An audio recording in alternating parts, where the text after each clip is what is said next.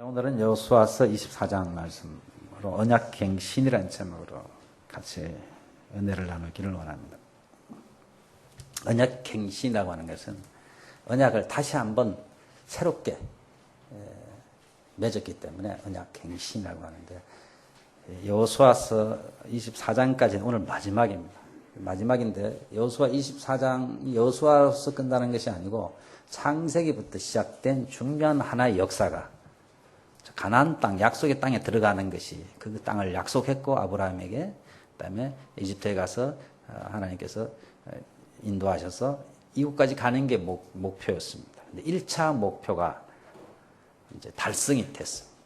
그래서 그 1세대들이 이제 다 죽고 새로운 세대에게 신앙을 계승하는 언약갱신으로 마치게 됩니다. 그래서 창세기부터 시작된 대단원의 대장정이 여기서 일단락하게 되는 중요한 장인 것입니다. 그래서 여호수아만 끝나는 것이 아니고 창세기부터 시작된 중요한 하나님의 구원 역사가 여호수아 24장에서 일단락이 이게 되는 중요한 대목이기도 합니다. 오늘 1절부터 13절까지 전반부는 내가 라는 말이 많이 나오는데, 그래서 하나님께서 지나간 역사를 쭉 돌이켜보면서 하나님께서 베푸신 은혜를 쭉 설명을 하십니다. 그 다음에 14절부터 24절까지는 그렇기 때문에 우리가 그 은혜에 보답하는 그러한 섬김의 삶을 살아야 된다는 것을 말하고, 그것을 더 확실히 하는 언약갱신의 식을 이제 거행하는 것으로 이렇게 마무리가 되고 있습니다. 오늘 1절에 보시면은 세겜이라는 곳에 사람들을 다 모으는데, 여호수아 23장과 24장은 둘 다 고별 설교입니다. 마지막 여호수아가 죽기 전에 하는 고별 설교인데 조금 다르다 그랬죠. 23장은 지도자들만 모아가지고 한 말씀이고, 24장은 일반 백성들까지 다 모아가지고 하는 고별 설교고, 여기에 언약갱신의 식이 포함되어 있다는 것이 좀 차이가 납니다. 신앙생활에 있어서 저희가 하나님의 은혜를 깨닫는 것은 가장 중요한 것입니다. 그래서 하나님의 은혜를 깨달아야만 하나님을 바로 섬길 수가 있습니다. 그래서 여호수아는 먼저 오늘 1절부터 13절까지 세겜에서 모든 사람을 모아서 하나님의 은혜를 말하는데, 이 세겜이라는 장소는 이스라엘 민족에게 있어서는 아주 중요한 장소인데, 창세기 12장 6절 7절에 보시면 아브라함이 저 지금 쿠웨이트 지방에서 살다가 하나님께서 부르셔서 약속의 땅으로 갑니다. 어딘지도 모르고 갔는데 처음 아브라함이 들어간 장소가 오늘 이곳 이스라엘 백성을 모은 세겜이라는 곳에 들어갑니다. 이곳에 들어가서 제일 먼저 제단을 쌓고 하나님께 예배를 드립니다. 그러니까 이스라엘의 첫 조상이 먼 나라에서 와가지고 처음으로 예배 드린 장소가 이 세겜이라는 장소인 것입니다. 또 야곱도 형을 피해서 도망갔다가 돌아왔을 때 세겜에 와가지고 창세기 33장 18절에서 20절 보시면 야곱도 이곳에서 하나님께 먼저 제단을 쌓습니다. 그래서 이곳에 하나님의 성막이 이곳에 있었던 것입니다. 역사적인 장소에. 그래서 이 성막이 이곳에 있기 때문에 사람들을 다 이곳으로 모았습니다. 나중에 이 성막이 실로라는 곳으로 옮겨갑니다. 근데 성막의 위치를 좀 알 필요가 있어요. 세겜에 있다가 실로로 옮겨갔다가 블레셋에게 뺏겼다가 다시 이스라엘 땅으로 베세메스라는 곳에 돌아와서 나중에 다윗이 그것을 예루살렘으로 옮기는 것입니다. 우리 이동해 가는데 첫 번째 장소는 세겜이라는 곳에 있었는데, 바로 이 역사적인 자리에서 사람들을 모아가지고 이제 죽기 전에 한 번 더 그들의 신앙을 재확인하고 하나님 앞에 헌신하도록 결단을 요구하는 이러한 장면이 오늘 본문에 나오고 있습니다. 우리가 죽기 전에 해야 될 일이 여러 가지가 있습니다. 지난번에 말씀드린 대로 내 신앙을 확실히 전해주고 그들이 신앙생활을 확실히 할 것을 참 당부하고 약속을 맺고 죽어야죠. 그렇죠? 뒷동산에 숨겨둔 뒤에 있는 땅과 보물과 통장 이런 이야기만 할 것이 아니고, 여러분들 죽을 때 그런 게 더 바빠요. 사람들이 자칫도 그런 데 더 관심이 있고, 그런데 죽기 전에 신앙의 개성 문제가 가장 중요하다는 것. 그래서 마지막에 이 신앙을 이 세겜에서 역사적인 장소에 다 불러 모아서 강조하고 있습니다. 오늘 1절부터 13절까지 무려 하나님께서 내가 이런 말이 12번 나옵니다. 즉 이스라엘 백성을 처음 아브라함을 불러서 이곳까지 애굽에서 살다가 또 출애굽해서 이 가나안 땅에 들어와서 이 땅에 있는 부족들을 몰아내고 하나님께서 이 땅을 다 차지하게 한 것이 바로 나다. 내가 다 했다. 하나님께서. 그래서 12번이나 내가 이런 말이 많이 나옵니다.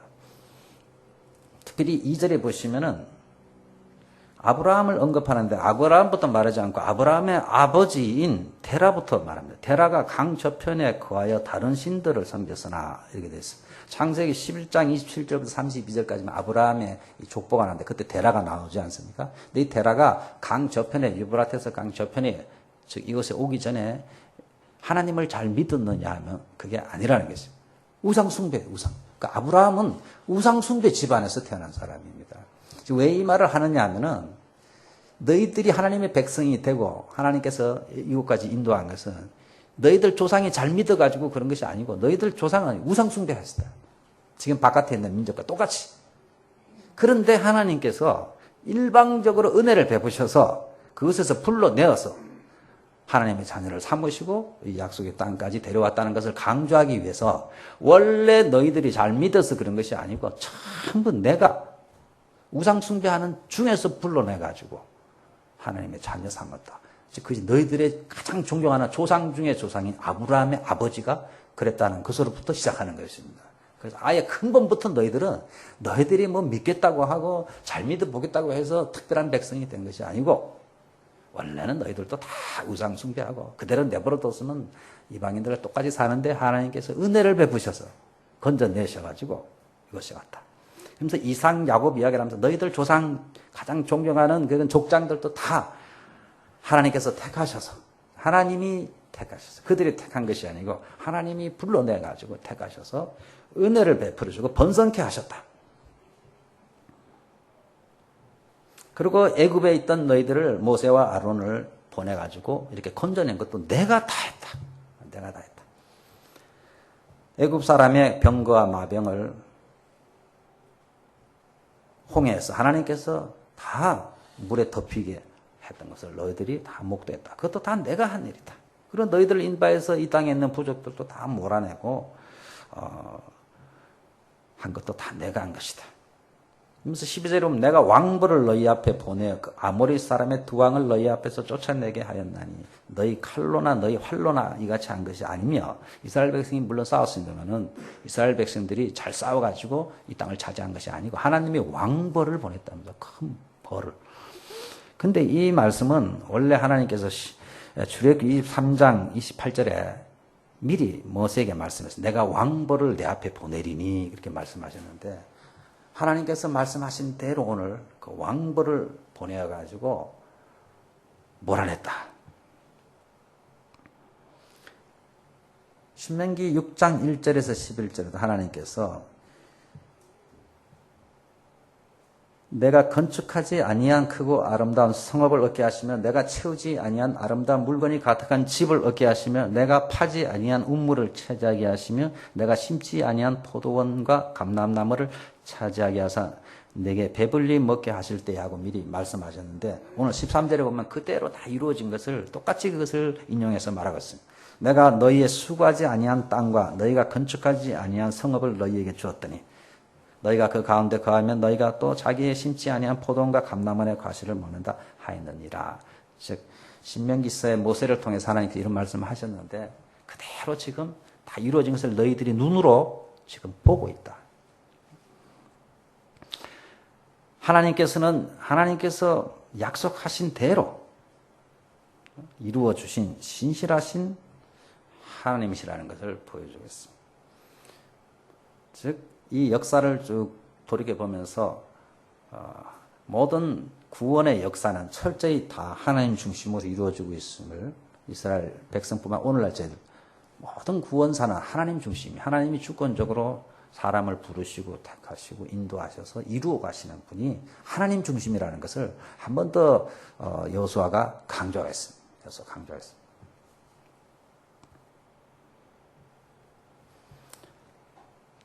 그래서 저희들은 이스라엘 백성뿐만 아니고 저희가 신앙생활을 할 때 가장 중요한 것은 내 인생에 있어서 하나님께서 주권적으로 역사하셔서 나를 불러주시고 예수님 믿게 해주시고 신앙이 자라게 해주시고 오늘날까지 인도해 주시고 보호해 주시고 하나님의 은혜를 잘 깨닫는 것이 신앙생활에 있어서 가장 중요합니다. 그래서 오늘 14절에 그러므로라고 되어 있는데 은혜를 잘 깨달아야 그러므로 내가 하나님께 어떻게 살아야 할까 하는 윤리가 바로 되게 되어 있습니다. 근데 은혜를 은혜로 깨닫지 못하면은 자기 힘으로 윤리적인 삶을 살게 되면은 자꾸 다른 사람들을 정죄합니다. 왜 그렇게 못 살아?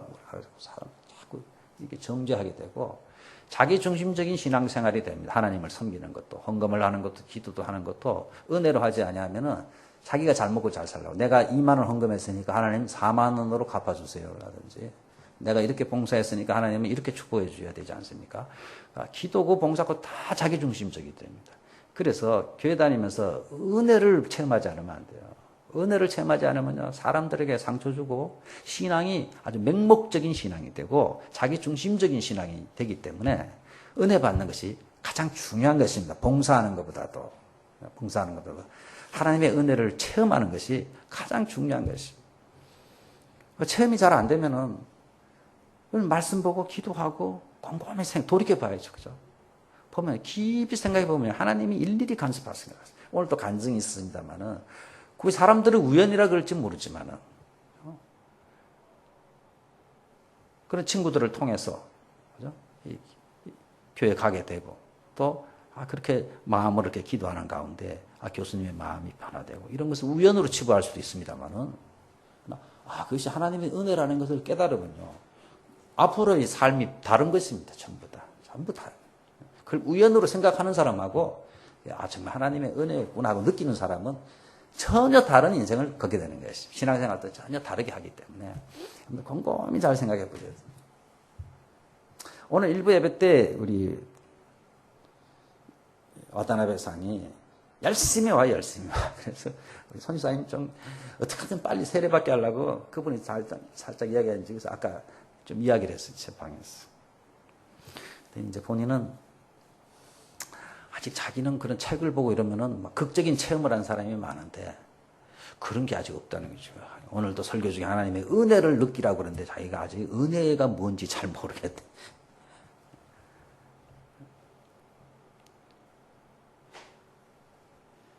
그래서 곰곰이 생각해보면 하나님 은혜죠. 그래서 기도를 합니다. 그분이 넘어진 것도 긴잔 네거리에 기독교 책방 앞에서 넘어졌어요. 그래가지고 기독교 책방 그분이 연락해주는 바람에 자기가 살아난 거예요. 그죠? 근데 곰곰이 생각해보면 전부 그런 가운데 또 이렇게 연결이 돼가지고 이 교회에 나오게 되고 곰곰이 생각하면 하나님의 보이지 않는 손길이 쭉 기도했어요. 그것이 눈이 열리도록 기도하고 있습니다. 제가 쭉 기도하고 있는데 하나님의 은혜가 깨달아집니다. 어때요? 우연은 하나도 없습니다.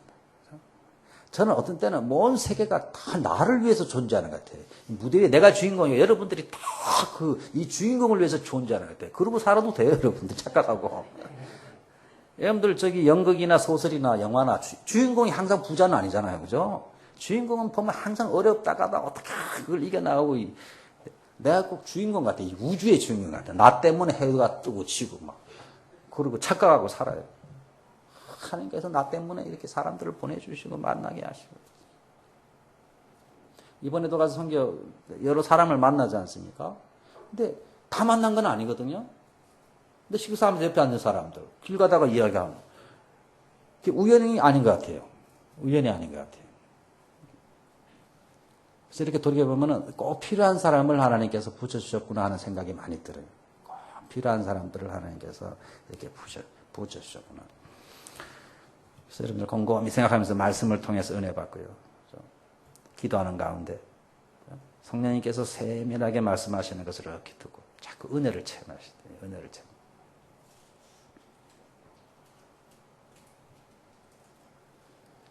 그래서 오늘 14절에 보시면은 그러므로 이렇게 하나님께서 일방적으로 너희 이스라엘 민족에게 이런 큰 은혜를 베풀었다. 우상 숭배하던 사람 중에서 불러내었었으니까 너희들이 잘난 것이 하나도 없다는 말씀입니다. 전부 하나님께서 은혜 이와 같은 놀라운 은혜를 베풀으셨고 이 땅을 차지한 것도 너희가 뭐 칼 들고 나갔지만 하나님께서 다 왕벌을 보내서 하나님의 특별한 간섭으로 이 땅을 다 차지하게 된 것이다.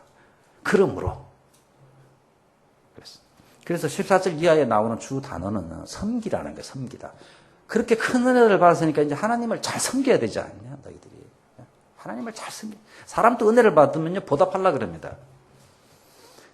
저희가 한국에 갔다 이렇게 오면 사랑을 많이 베풀어줍니다. 공항에서 생각하면, 이렇게 참 은혜를 많이 베풀었으니 우리가 더 하나님에서 충성해야 되겠다는 마음이 저절로 생기는 것이. 저절로 이렇게. 이런 큰 은혜를 받았으니 너희가 여호와를 경외하며 성실과 진정으로 그를 섬길 것이다. 강 저편에서 애굽에서 섬기던 신들을 다 제하여 버리고 여호와만 섬기라. 이렇게 결단을 촉구하고 있습니다. 그러면서 만일 여호와를 섬기는 것이 별로 마음에 안 들거든 너희들 강 저편에서 섬기는 우상 섬겨도 좋다. 애굽에서 섬기던 우상을 섬겨도 좋다.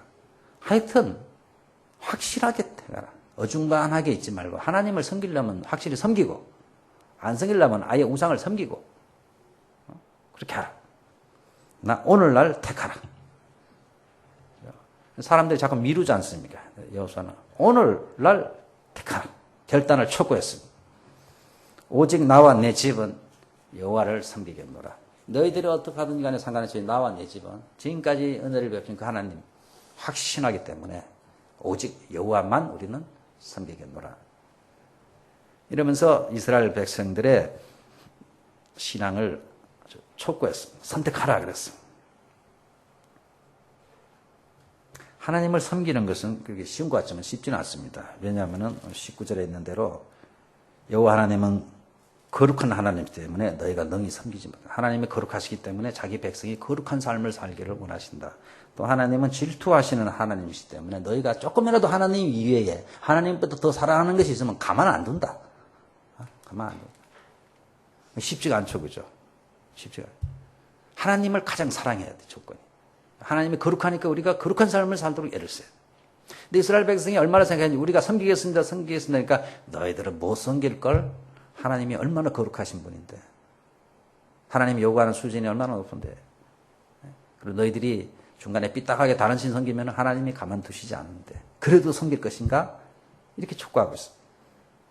만약에 너희들이 중간에 여호와를 버리고 다른 신을 섬기면 복을 내신 후에라도 하나님께서 다시 저주를 내릴 것이다. 그래도 섬기겠느냐? 이게 촉구하고 있어.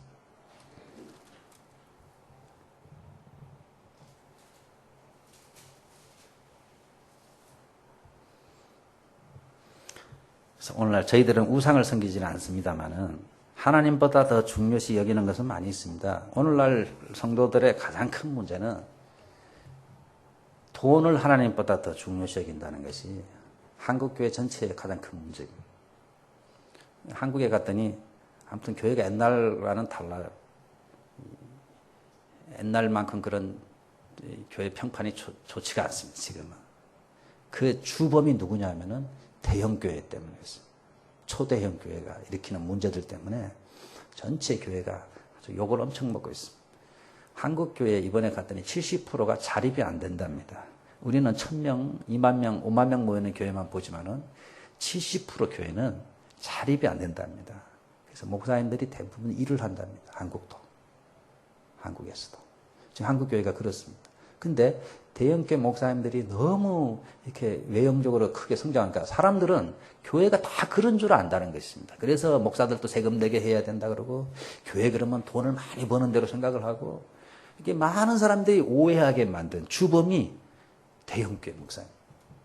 교회가 너무 대형화돼가지고 물질주가 되고 외형을 자꾸 살리고 이렇게 되다 보니까 신앙의 가장 본질적인 것보다 그런 걸 너무 추구하다 보니까 어마어마하게 큰 교회는 어마어마하게 큰데 안 믿는 영혼들이 교회 다니는 것이 아니고 조그마한 교회 다니는 사람들이 피곤하고 지치니까 큰 교회로 다 옮아가는 거죠.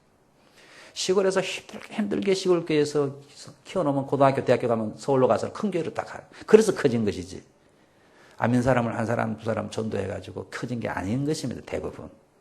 생각해 보세요, 여러분들. 분당에서 어떻게 5년 만에 2만 명이 모일 수 있습니까? 5년, 10년에. 그 교회, 제가 볼 땐 99%가 다 믿던 사람이고, 그것도 잘 믿던 사람들. 우리 교회에서도 잘 믿던 분이 다 그 교회 가 있거든. 우리 교회 출신도. 전도에서 온 사람도 아니고, 교회가 자꾸 커지. 그러다 보니 교회가 커지다 보니까 권력이 담임 목사에게 집중하게 되고, 교회가 힘이 있으니까 정치가들이 찾아오고, 선거 때는, 왜냐하면 한 2만 명 교인 되면요, 그 구는 당선을 좌우합니다, 거의. 그러니까 찾아옵니다. 굽신거리고 막 이렇게 합니다. 목사님들이 목에 힘이 막 들어가요. 원래는 안 그랬는데, 힘이 들어가고, 내가 힘이 있는지 몰랐는데 힘이 있네. 와서 막 절하러 오니까. 그러니까 안 되는 것도, 교회 무슨 공사할 때도 법적으로 안 되는 것도 그런 정치가들이 힘을 써가지고서 해결해버리고. 이렇게 되니까 하나님을 의지하기보다는 이제 그런 외형의 힘을 점점 의지하고 그 맛을 아는 거예요, 이제. 그러고는 나이가 많이 들면은 순수하게 물려주고 나오면 되는데 맛을 아니까 또 똑같아, 이 권력자들하고. 순순히 안 물려주고 아들에게 쫙 물려주고. 아들에게. 그래서 계속해서 뒤에서 권력을 행사. 이런 것 때문에 한국교회가 지금 엄청나게 욕을 얻어먹고 있습니다. 그러니까 작은 교회 목사님들은 그런 짓도 안 했는데 같이 욕을 얻어먹는 거예요. 그래서 지금 한국교회의 가장 큰 문제는 돈이 신이 돼가지고요. 돈만 많으면 돼요. 다 성도들도 돈 때문에 기도하고 돈 때문에 교회 다니고 돈 많이 성도들이 직업 선택도 다 돈 때문에 선택하고 자녀들을 왜 좋은 학교에 보내냐? 돈 많이 벌어서 평안하게 살려고 하기 위해서 좋은 대학 보내고 왜 의과대학을 보내느냐? 아프리카 가서 선교사 하라고 보내는 것이 아니고요. 돈 잘 벌라고. 원래 고신대, 저희가 있는 고신대 의대가 있는데 원래 의료 선교사를 만들기 위해서 참 그런 거룩한 뜻을 갖고 세웠는데 졸업하고 의료 선교사라고 하는 사람이 별로 없어요. 거의 없어요. 다 돈 벌려고 그러지. 이게 돈이 우상이 돼가지고요. 하나님보다 돈을 더 섬기는 이러한 모습들이 우리에게도 다 있습니다, 여러분들. 그래서 오늘 여호수아는 그걸 택하든지 하나님을 택하든지 확실히 해라. 나와 우리 집은 하나님만 오직 섬기겠다. 돈이 우리가 의지하는 것이 될 수 없다. 돈은 필요하죠. 그러나 돈을 주인으로 섬기면 안 돼요. 돈이 없으면 안 된다 이런 생각을 가지면 안 돼요. 돈 또 하나님께서 주신다고. 하나님께서 허락하시면 주시는 것이고 하나님께서 허락해 주시지 아니하면 우리가 고생하는 거고 우리가 적어도 그런 자존심과 배짱이 있어야죠. 옛날에 양반들은 얼마나 그래도 그 자존심이 셌습니까? 자존심이 꼭 나쁜 건 아닙니다, 여러분들. 좋은 자존심이 있어요. 자존심이 있기 때문에 허튼 짓을 안 하는 것입니다. 허튼 짓을. 우리가 하나님의 자녀라면은 적어도 자존심이 있어야지. 하나님의 자녀인데 자존심 없이 남의 물건 훔치고, 그죠? 거룩하지 못한 삶을 살고 그럴 수 있습니까? 그래서 여호수아는 우리가 하나님의 자녀가 되었으니까 오늘 택하라. 나와 내 집은 여호와만 섬기겠노라 하고 이스라엘 백성들에게 촉구하고 있습니다. 우리가 이렇게 큰 은혜를 받았으면은 이것이 강요가 아니고 신앙은 강요가 아니지 않습니까? 안 믿으면 죽인다가 아니고 이렇게 큰 은혜를 받았으니까 그러므로 우리가 당연히 우리 하나님만 섬기는 것이 그렇게 당연하지 않는가 이런 이야기를 하고 있는 것입니다. 그래서 25절의 이하에 보시면은 이제 하나님을 섬기는 그런 하나의 결단의 표시로 언약을 체결하는, 언약을 갱신하는 것입니다. 25절에 보시면 여호수아가 세겜에서 백성으로 더불어 언약을 세우고, 물론 이것이 없던 언약을 세우는 것은 아닙니다. 하나님께서는 계속 언약을 이스라엘과 맺어 오셨는데, 특별히 창세기 15장 18절 19절에 보시면은 아브라함을 처음 부르셔서 하나님께서 언약을 세우는 장면이 있습니다. 그때 창세기 할 때 말씀드렸습니다만은 아브라함과 더불어 언약을 세워, 그렇죠? 그다음에 19절에는 그 아들의 이름을 이스하기라 하고 내가 그와 내 언약을 세우리니. 하나님이 계속 언약 세운다는 말씀하세요. 아브라함과 언약을 세우고 이삭과도 언약을 세우고 야곱과도 언약을 세우고 출애굽기에 24절에 보시면 모세와 하나님께서 이스라엘 백성 시내산에서도 언약을 세웁니다. 언약서에다 다 기록하고 너희들은 나의 백성이 되고 나는 너희 하나님이 될 것이다. 그 전까지는 개개인이 한 부족이 하나님의 자녀가 되는데 시내산에서는 이스라엘이라는 나라가 전체가 하나님의 백성이 되는 그런 공동체가 계약을 하는 장면이 나옵니다. 이사장 피를 뿌려서 계약을 체결합니다. 그리고 모세가 죽을 때 한 번 더 이 언약을 강조하고 또 여호수아가 죽기 전에 그 받았던 언약을 다시 한번 갱신하는 새롭게 하는 내용이 오늘 본문에 나오고 있습니다. 그래서 하나님과 맺은 언약은 자꾸 우리가 잊어버리고 그것이 생각이 흐려지기 때문에 자꾸 새롭게 기억을 하고 갱신해야 되는 것입니다. 원래 하나님께서는 언약을 통해서 하나님과 우리의 관계를 이렇게 만들어 주셨습니다. 저와 우리 집사람은 옛날에 아무 관계가 없었습니다. 아무 관계. 저는 몰랐어요. 어디 사는지도. 본 적도 없습니다. 근데 결혼이라는 그 서약이죠. 그죠? 계약입니다. 결혼은 계약입니다. 나는 당신의 남편, 당신은 나의 아내가 돼. 서약을 하지 않습니다. 약속입니다. 그 계약에 의해서 특별한 관계에 들어가게 된 것입니다. 성경에 왜 이런 계약이라는 말이 많이 나오냐. 하나님이 많은 것을 창조하셨어요. 근데 어떤 존재도 하나님과 계약을 맺지 아니했어요. 계약을 맺음으로 해서 저와 우리 집사람은 아내와 남편이라는 관계 속으로 들어간 것입니다. 그 전과는 전혀 다른 둘 사이에는 특별한 관계가 형성되는 것입니다. 아시겠습니까? 특별한 관계, 계약을 통해서. 하나님이 개와 닭과 소와는 그런 계약을 맺지 아니했어요. 하나님의 형상을 지음받은 인간을 불러다가 하나님과 특별한 약속을 맺어가지고 너와 나는 특별한 관계이다. 그렇기 때문에 이 약속을 잘 지켜야 된다. 이 약속을 붙잡아야 된다.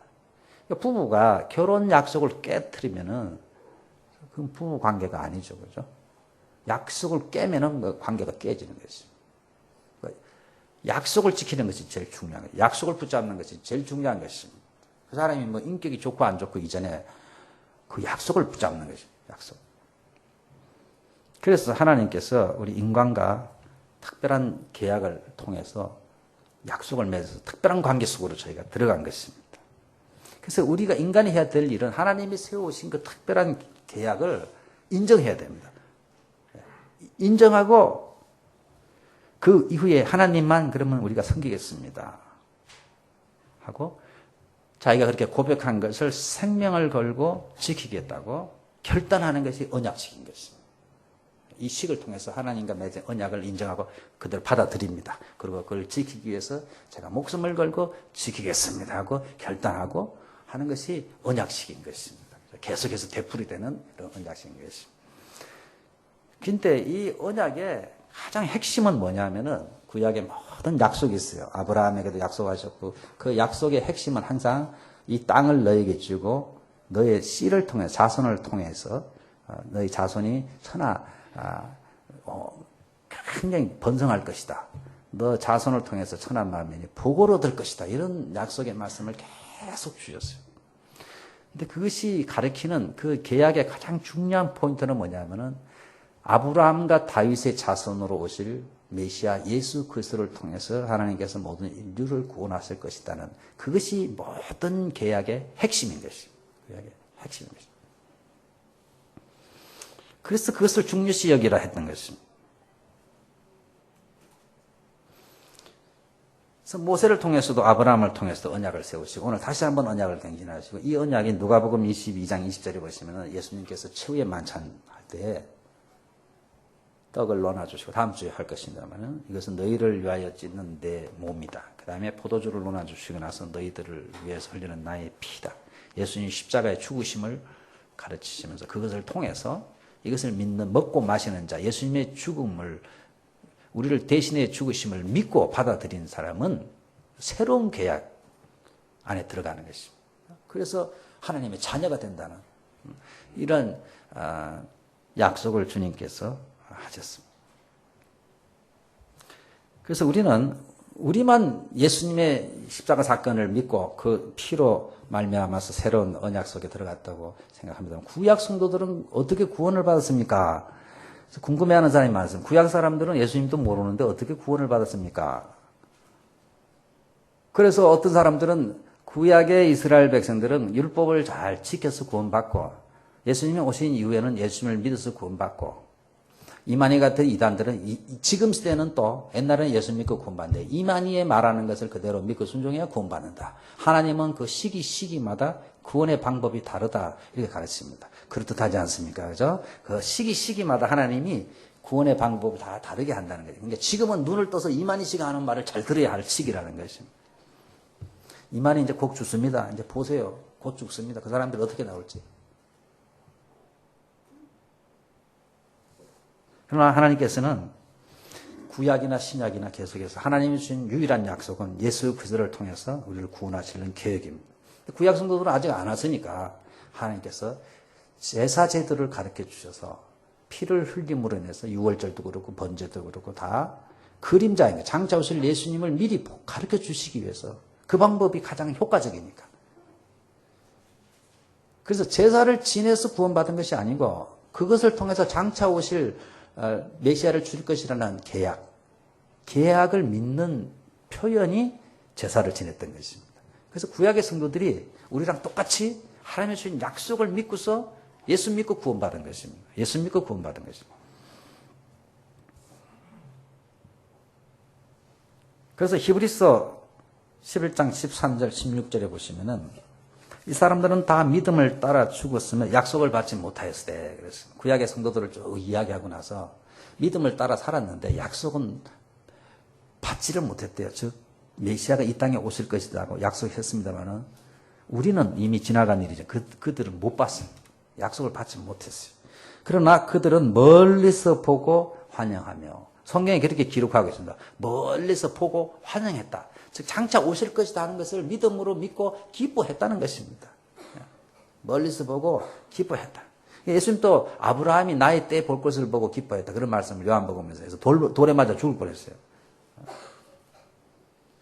또 땅에서는 외국인과 나그네임을 증거했으니 그러니까 장차 오실 그리스도를 바라보면서 이 땅에서는 나그네처럼 살았어요. 영원히 살 것처럼 이 땅의 것이 모든 것이 아닌 우리가 갈 나라가 있음을 바라보면서 나그네처럼 살았어요. 나그네처럼.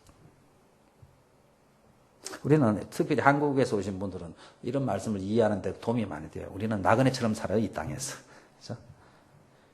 뭔가가 불안한 거 있죠. 안정이 안 되고. 우리나라가 아니기 때문에. 뭔가가, 어저께 이경민이, 저는 뭐 교포나 마찬가지니까 어릴 때 뭐 와가지고, 뭔가가, 일본말도 완벽하게 하는데도 뭔가가 이렇게 있는 거예요.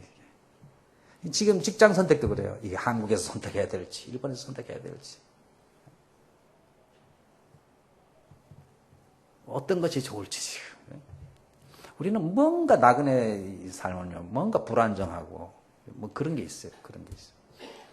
근데 옛날에 믿음의 조상들이 나그네처럼 살았답니다. 왜? 이 땅에 영원히 살 것처럼 살지 않고, 우리는 갈 곳이 있기 때문에 이 땅에 집도 임시로 취해야 돼, 임시로. 그런 느낌으로 가지고 그들이 살았다. 그들이 이같이 말하는 것은 자기들이 본향 찾는 자임을 나타냅니다. 그들이 나온 바 본향을 생각하였다면 돌아갈 기회가 있었으리라. 만약에 그들의 고향이 저기 쿠웨이트 쪽에 갈대아 우르가 원래 고향이지 않습니까? 그곳이 고향이었다면 돌아갈 기회가 있어서 가면 되죠. 근데 안 갔다. 그들이 이제는 더 나은 본향을 사모하니 곧 하늘에 있는 것이라. 더 나은 고향을 사모하는데 이 땅에 있는 것이 아니고 하늘에 있는 것이다. 이러므로 하나님이 그들의 하나님이라 일컬음을 받으심을 부끄러워하지 아니하시고 그들을 위하여 한 성을 예비하셨느니라. 하나님께서 하늘에 한 성을 예비하시고 장차 그들을 그곳으로 인도하실 것이다. 그래서 그들은 멀리 오실 예수님을 바라보면서 그 약속을 붙잡고 희미하죠. 그죠? 그러나 그것을 붙잡고서 이 땅은 그냥 나그네처럼 살았다는 것이죠. 이 땅에서 그냥 복 받고 잘 먹고 잘 살기 위해서 산 것이 아니고 장차 오실 그분을 바라보면서 그 약속을 붙잡고 멀리서 바라보면서 믿음의 삶을 그들이 살았다.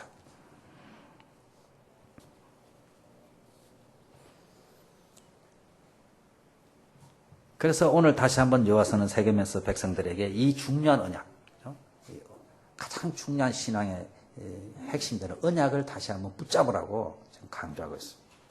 그것은 여기는 예수 그리스도는 말은 없지만은 장차 오실 메시아를 통해서 하나님이 구원해 줄 것을 굳게 붙잡아야 된다.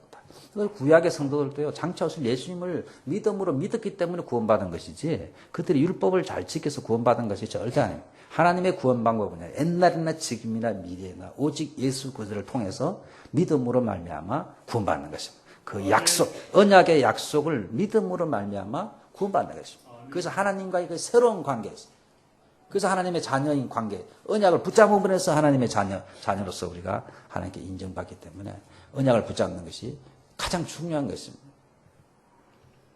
그래서 성경은 계속해서 언약 이야기를 하는 것입니다. 이 계약 이야기를. 일본 성경은 계약이라고 되어 있어요. 다 계약. 우리나라 성경은 언약이라, 하나님과 인간이 맺은 계약을 언약이라는 말로서 이렇게 표현을 하고 있는데, 그래서 언약 갱신을 하는 것입니다. 이것이 신앙의 핵심이기 때문에 여호수아는 죽기 전에 다시 한번 그 백성들에게, 남은 백성들에게 이것은 놓치면 안 된다. 그러고 나서 오늘 29절 이후에 세 사람의 죽음에 관한 이야기가 나오는데, 여호수아가 죽습니다. 110세. 여호수아가 죽은 나이는 누구와 같습니까? 성경 퀴즈. 110세에 죽은 사람이 또 있어요. 누굽니까? 힌트는 가까운 데 있습니다. 요셉 이야기 나오잖아요. 요셉이 110세에 죽습니다. 창세기 50장에 보면. 여호수아가 110세였습니다. 여기 특별히 29절에 보면 여호와의 종 이렇게 되어 있죠. 근데 옛날에는 이 여호수아를 모세의 종 이렇게 표현했어요.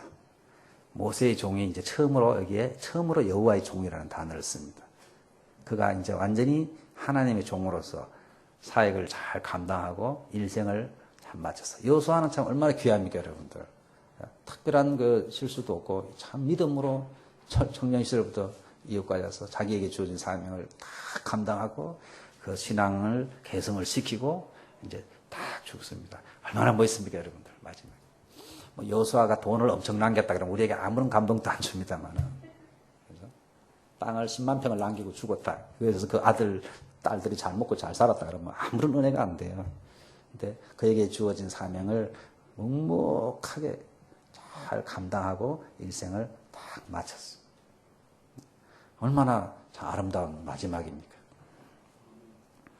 그리고 또 한 사람 33절에 아론의 아들 대제사장 엘르아살도 죽습니다.